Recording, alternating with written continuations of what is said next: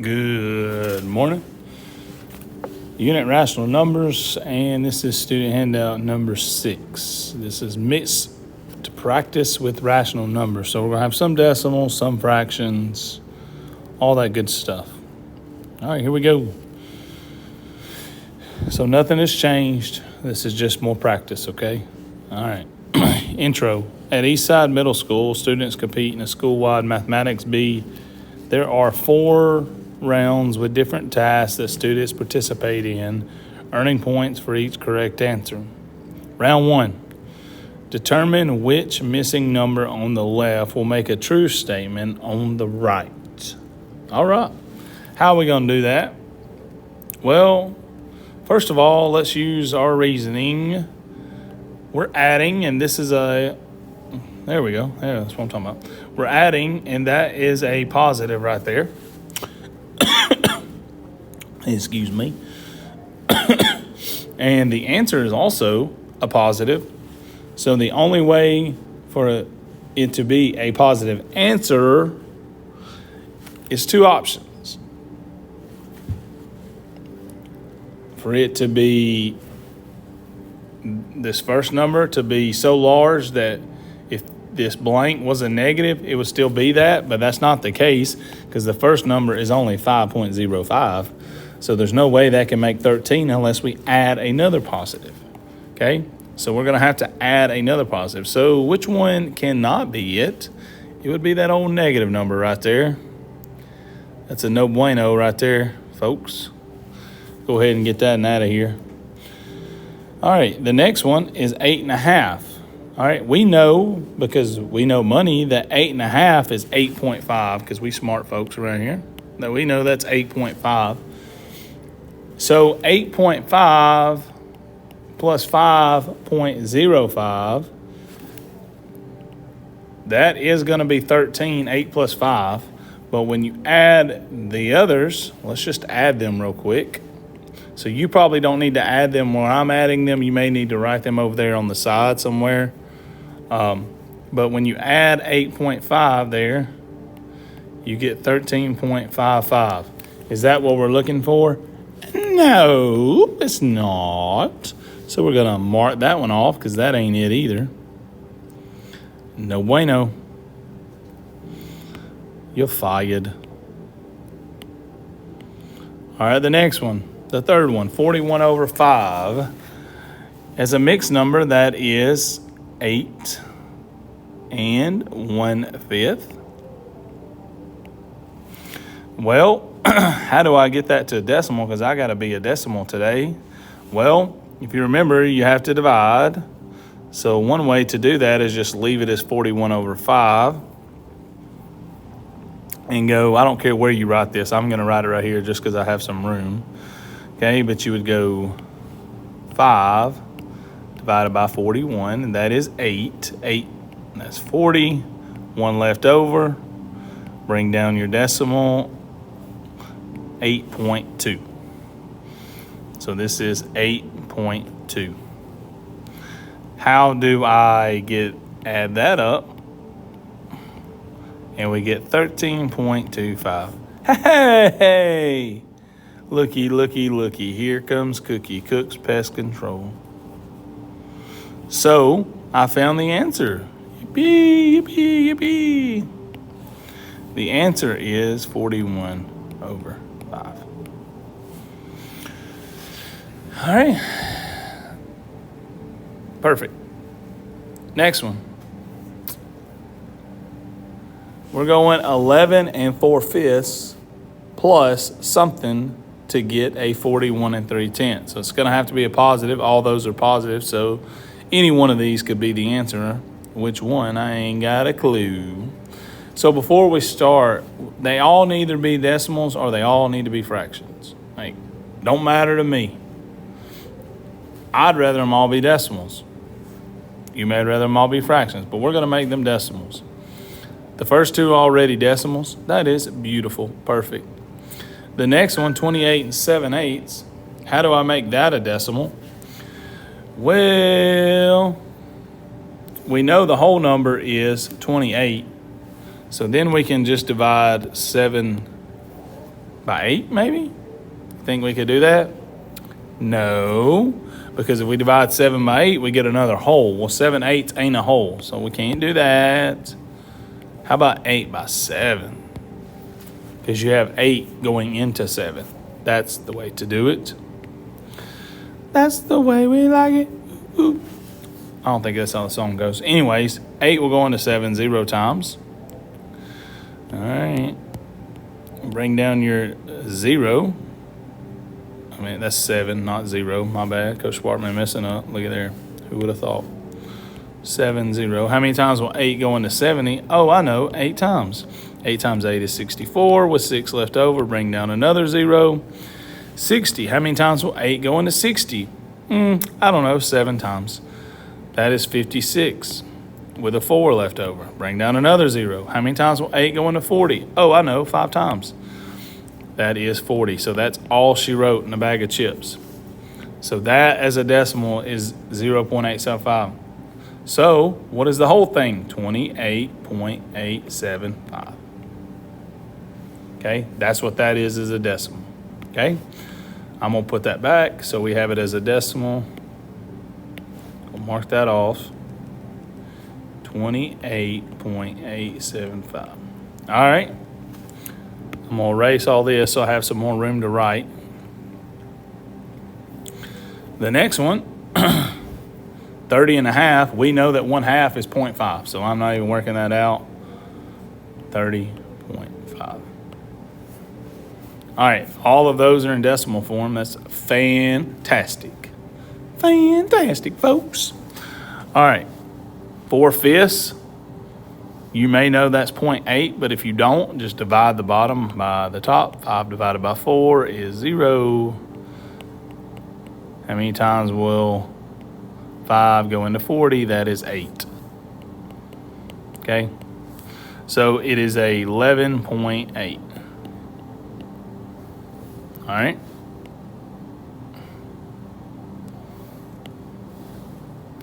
This one, 3/10. Guys, we should know that one, but if we don't, it is going to be 41.3. But if we don't know 3/10, again, you can divide 10 by 3. Okay?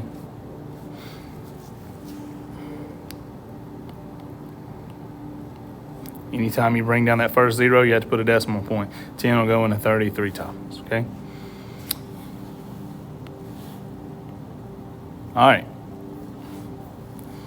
Now, 11.8 plus 41.3. Now, what else can we do to find the answer instead of subbing every one of them in there? A little mental math right here. What if we just subtract 41.3 minus 11.8 and see what the missing number is? Think that'll work? I bet it will. So let's do that. Let's go 41.3 minus 11.8. Let's work that out. You get 13, you got to borrow, that becomes 0, you got to borrow, that becomes 10. All right, so you get 5.92. 29.5, is that an answer somewhere? Hey, look at that, look at that, look at that. We have a winner, chicken dinner. 29.5 is the correct answer. Boom shalaka.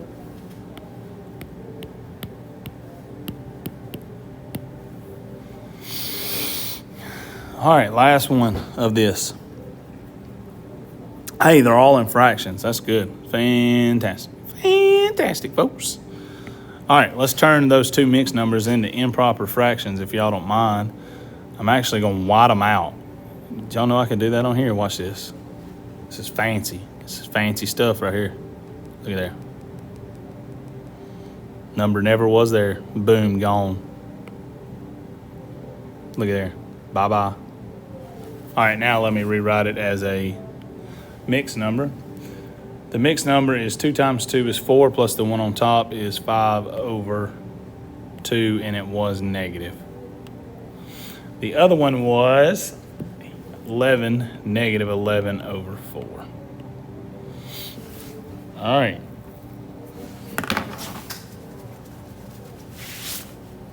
Now, This could be a little confusing, eh? Because those aren't the same yet. Those bottom numbers, they aren't the same yet. So let's figure out which one, okay? Let's add negative 3/4. Well, if you add two negatives together, the answer becomes a further away from zero negative, which, yes, you're thinking larger. Okay, whatever you want to think in your brain. So all of these are negative, which is good. So we can go ahead and work it out. Now, if we go back to this mixed number here, remember the mixed number was 2.5 and 2 3/4. So we can eliminate one of these answers over here on the left already, and we can eliminate 5/4. Why? Because that is actually 1 1/4. We don't need another whole unit. Look, the whole unit is both 2 on them. We don't need to add another whole unit. That's bad. That would make 3 something, okay? So we can go ahead and eliminate this one because it would add a whole unit, and we're not adding a whole unit, okay? Now, you know what we can do to find the answer? Do what we just did above. We can take this and subtract it minus that, okay? How do we know? Because we're adding the answers, okay? If we weren't adding the same sign answers, we wouldn't necessarily be able to do this. But because we are adding the same sign answers, we can. We can go 11/4 minus 5/2. Now, let's just go ahead and make this into 4 here. And you get 10/4. Subtract 11 minus 10 and you get 1/4. Which one of those is 1/4? Bingo! You found the answer. Negative 1/4 is the answer.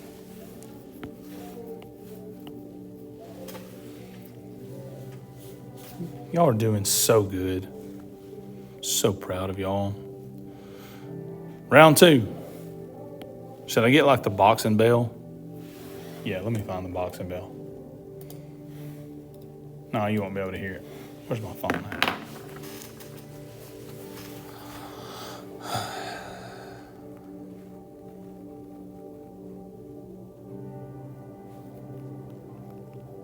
All right, here you go.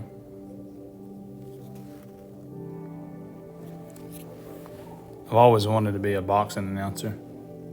Now it ain't gonna play.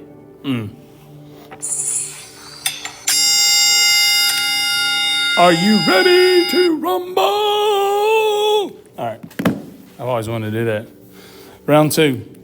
Solve each problem below. Use your number in the box from the first problem to represent the missing number in the next problem. So we got to solve problem A to get the answer for problem 2 to get the answer for problem 3. That's fantastic. All right. Oh, boy. Here we go. 40.8 minus 14 and 1/10. Well, first of all, we need to either make them both decimals or both fractions. I told you I'd rather have them as decimals. Okay? So that's what I'm going to do. I'm going to make them both decimals. Okay?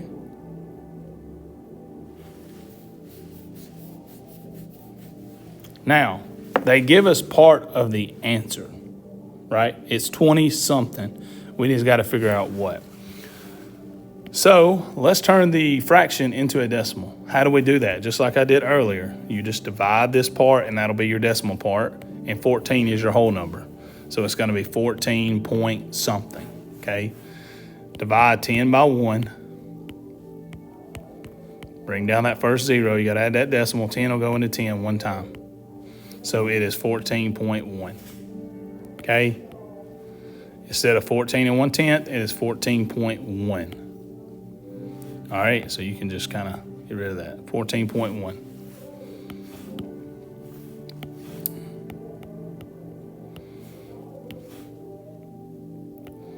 All right, now we just subtract 40.8 minus 14.1. So 40.8 minus 14.1. Good old arithmetic there. And you get 26.7. So the blank is 6. Boom shakalaka, boom shakalaka. If you like to color, you could color this owl over here. You ever seen a blue owl? I've never seen a blue owl, but I'm coloring him. All right, moving on. Next one, you either turn them both into decimals, and that's probably not a good idea. Well, okay. How did I know that was 6? Because it said use it from the first.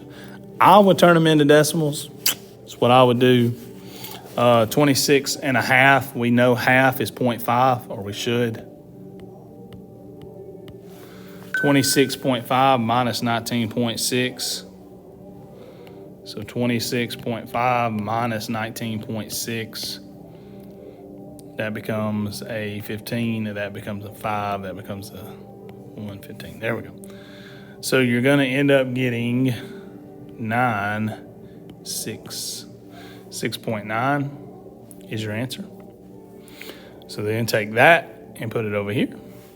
Oh, look at here, folks. I got 2 fractions. I can work those. Yes, sir, I can. But before I do that, I need to make the denominator the same. Can I do that by keeping the whole number? You can. Okay? But what's going to happen? No. Yeah, you can. Here we go. So you have 9 7/10 minus 12 4/10. All right?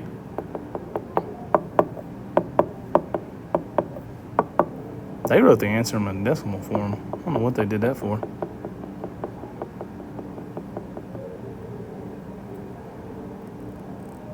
Anyways. All right. How do we do that? Well, you're subtracting a smaller number from a bigger number. So we've been told that we need to turn that into an addition problem. But I'm going to tell you a new way today, if this helps you. You are subtracting 2 positive numbers. This is a positive number and this is a positive number. The first number is smaller. Okay? So you actually are going to subtract, and the answer is just going to be negative. Okay? So let's try that. Let's go 12 4/10 minus 9 7/10. Well, you can't subtract 4 minus 7, can you? No. So you got to borrow from that whole number. And that becomes what? 14. Now, I can subtract 14 minus 7. I can do that. So you subtract the numbers in yellow. You subtract the numbers in red. And you leave the denominator the same. You know better. Don't you touch that. Okay? So 11 minus 9 is 2. 14 minus 7 is 7. And we do not touch the denominator. Okay? Now, 2 7/10. That is the answer, but not quite. What did I tell you the answer would be? Because this number, dadgummit, boys, come on now. This number right, dadgummit, what are we doing? There we go.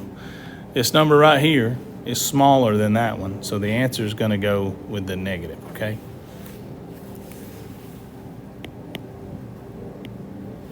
So the answer is, I'm going to write it,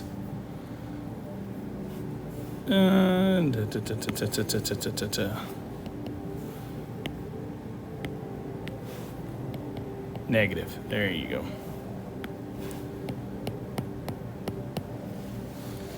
Negative 2 7/10. If it was a decimal, it would be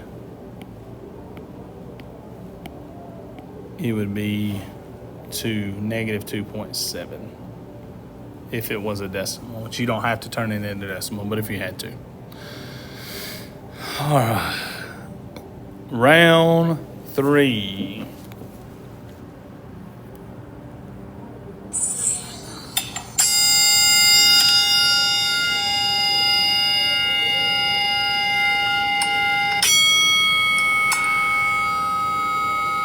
All right, round 3.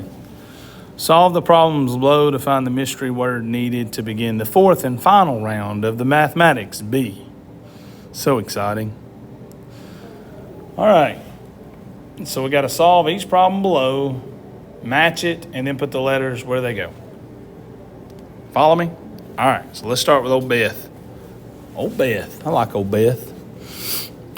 Beth measures the temperature of a solution in a science lab to be negative 71.8 degrees Celsius. That is cold. It is then heated up by 50 degrees Celsius. What is the temperature of the solution after heating it up? Well, negative 71.8 is where we started, plus we went up 50. Where do we end up? I know the answer to that one, negative 21.8. How do I know that? You do 71.8 minus 50. Okay, just like that. And you're going to get 21.8. Now it is negative. How do I know?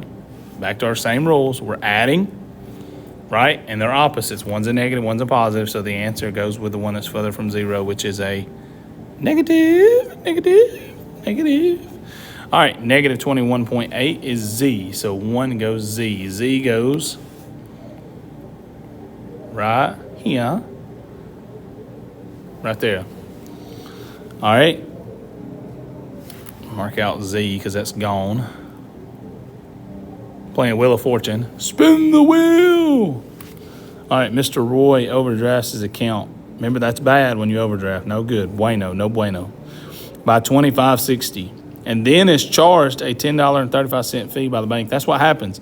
If you spend money you ain't got, the bank charges you on top of that. Yeah, so that $25 sweatshirt he bought, add $10 to it because the bank's going to get their money too. What is the change in his Mr. Roy's bank account? So what did it end up? Not only did he lose $25 negative because he spent, right?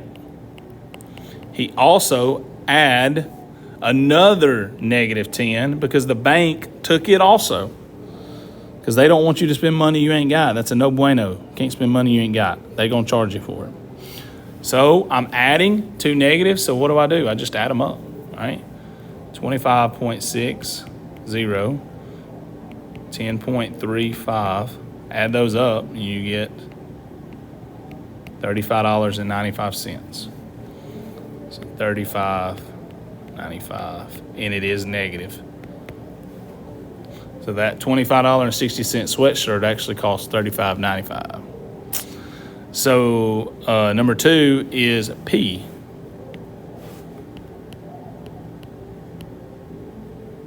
All right, Wheel of Fortune. Can anybody name the word? Not yet? Okay, let's keep going then.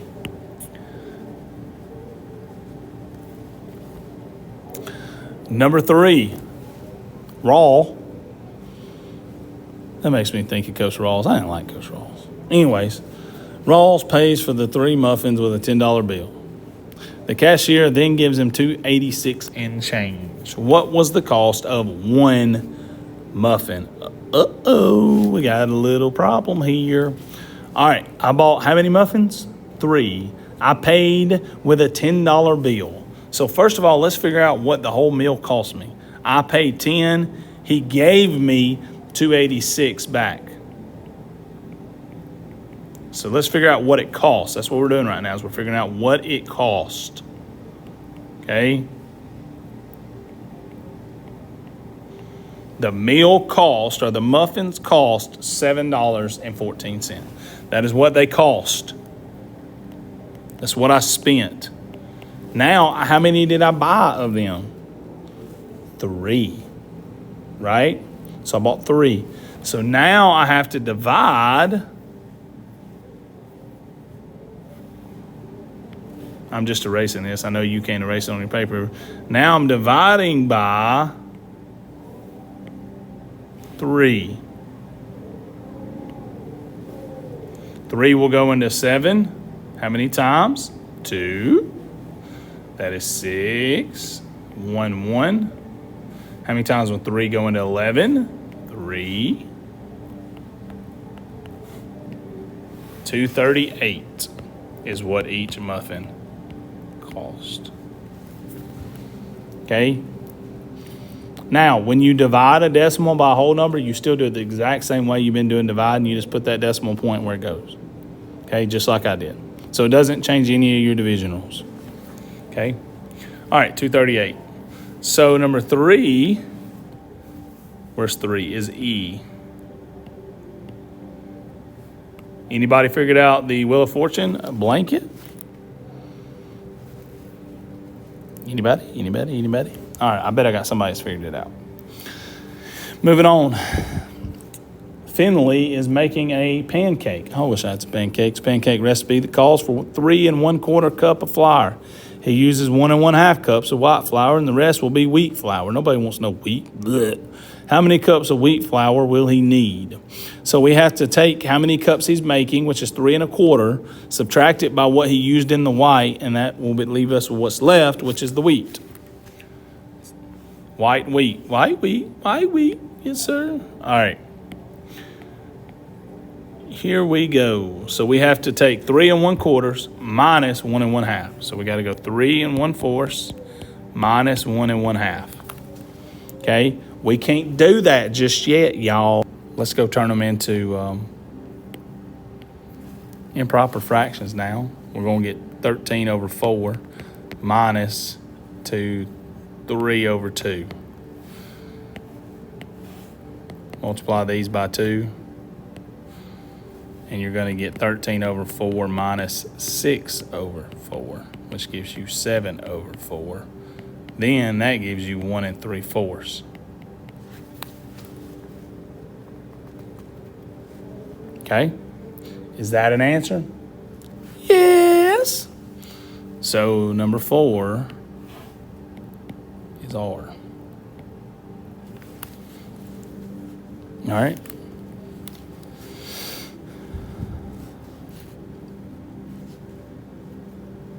And therefore, the last one must be process of elimination, I. Okay? But let me tell you how to solve it. Vera attends piano lessons twice a week for 1.5 hours. She practices at home for 2 3/4 hours. How many hours does she play her piano all week? You just need to add all those up.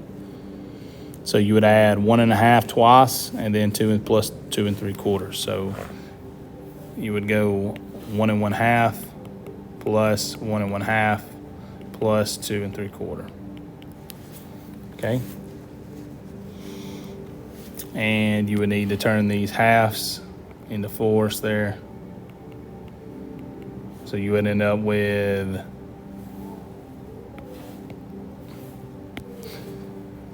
3 over 2 plus, or what am I doing?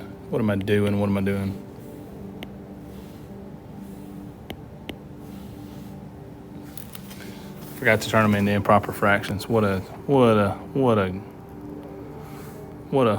guy. All right, so 1 1/2 becomes 3 over 2 plus 3 over 2 plus 11 over 4. How did I get each one of those? Remember, that times that plus the top. That times that plus the top.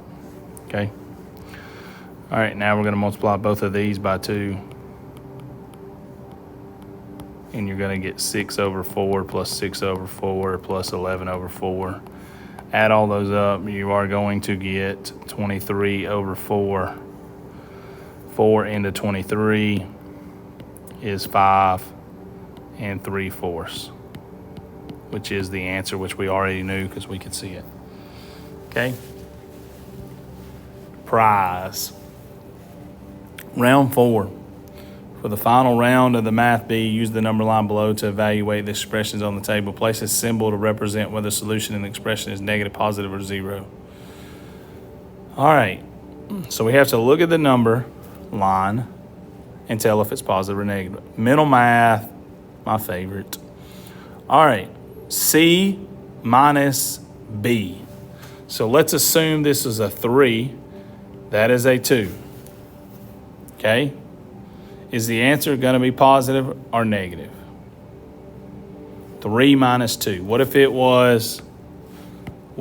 was 5 minus 2?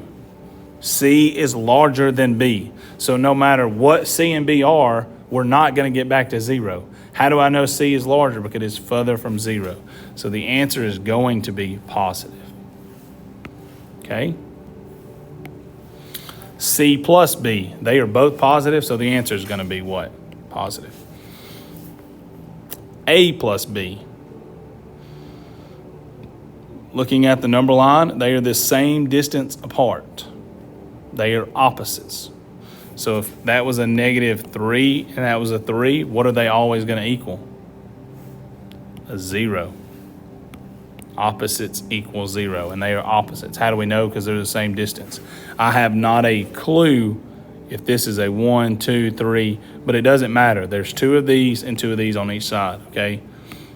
They're the same distance from 0. No matter what that distance is, you can look at it and see visually. All right? A minus B. A minus B. So if that was a -2 or -3, whatever you want to imagine it is, right? And this is a 3. So if you go -3 minus 3, it becomes what? It is still a negative, right? Because you took 3 more away. You started with a negative and then you took 3 more away. So the answer is still going to be negative. Okay? Think about it like this. If you start over here at A and negative whatever, and you take more away, which way does that tell you to go on the number line? Stay on the negative side, right? All right, bottom row. A plus C, or A minus C. I messed that one up. A minus C. Again, you're starting over here at A in negative land, and you're minusing, so you're taking more away. So it is going to be a negative. Negative A. Negative A. Okay? So if you have a negative, all right, let's say this is 3, and then you have a negative there. Okay? What is this understood to be? A 1, right? And then that parentheses means multiplication. And a negative make a positive.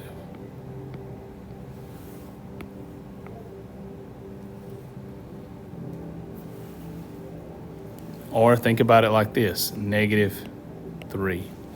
Well, what did I tell you about 2 negatives side by side? Positive party. They need a little positivity in their life, right? C minus A. C minus A. So if this is 5 and this is -3, why are they different? Because C is further from 0. You can see that on the graph. C minus -3. Look at there. It becomes actually 8. Right? So it is going to be a positive also. A plus C. So now we're going to go A plus C. Again, let's assume this is a -3 and this is a 5. So we go -3 plus 5.